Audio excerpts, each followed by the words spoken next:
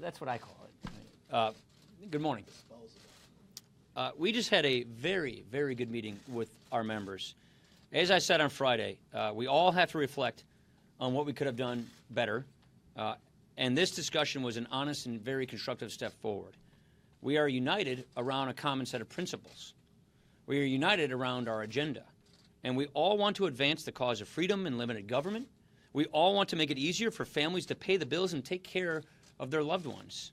We all want a system in healthcare where everybody can have access to affordable coverage. We have more choice and competition. We don't want a government-run healthcare system. We all agree on these things. So we're not going to retrench into our corners or put up dividing lines. Today, we broke down many of those dividing lines within our conference. There's too much at stake to get bogged down in all of that. We're going to move forward on the things the American people sent us here to do. Today, the House is going to act on another Congressional Review Act measure to reverse bad regulations. So far, Congress has sent 10 of these measures to the President's desk. In the 20 years before this, Congress did one of these. We're also committed to securing our border, rebuilding our military, and fixing our infrastructure. And we want this to be the last tax season Americans have to put up with this broken tax code. Since I became Speaker, I have talked about the need to go from being an opposition party to being a proposition party and a governing party. It may take a little bit more time, but we are certainly listening, and we're going to get there. The way I would just describe the meeting we just had with our members is we are all going to work together and listen together until we get this right. It is just too important. Obamacare is a collapsing law. Obamacare is doing too much damage to families. And so we're going to get this right. And in the meantime, we're going to do all of our other work that we came here to do.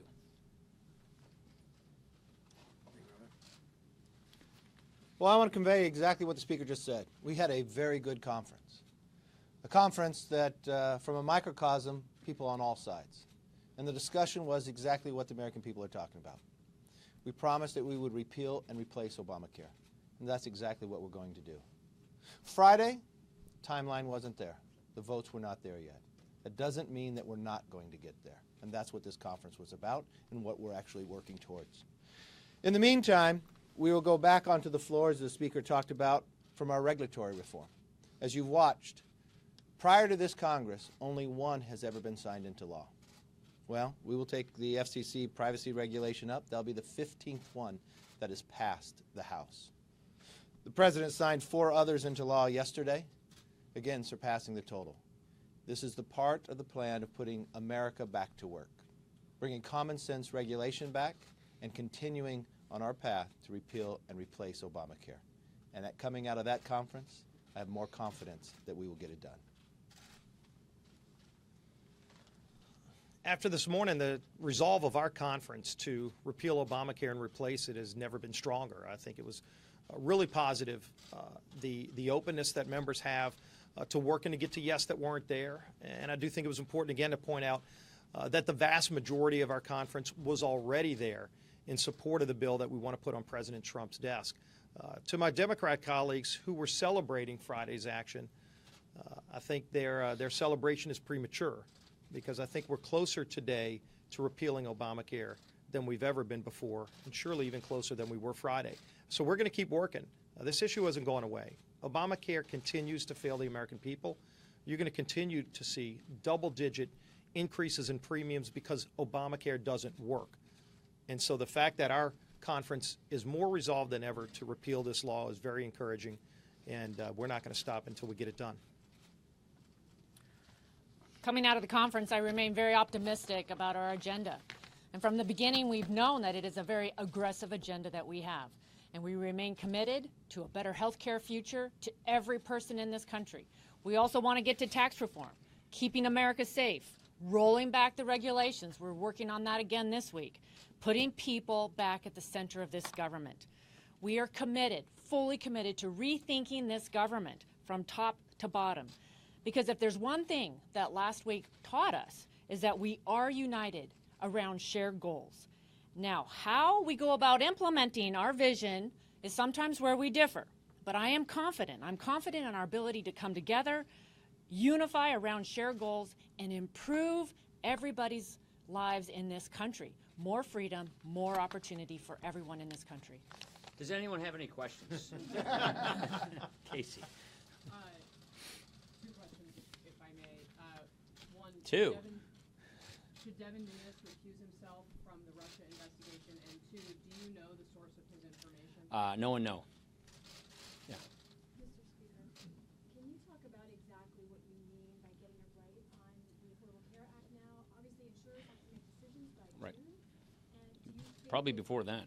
Yeah, but Yeah. they're making decisions for June. Do you anticipate either any action before Easter recess or before August recess? I won't tell you the timeline because we want to get it right. We have an aggressive agenda, and we've been moving quickly on this aggressive agenda, but we want to make sure that we get it right. We had a very constructive meeting with our members.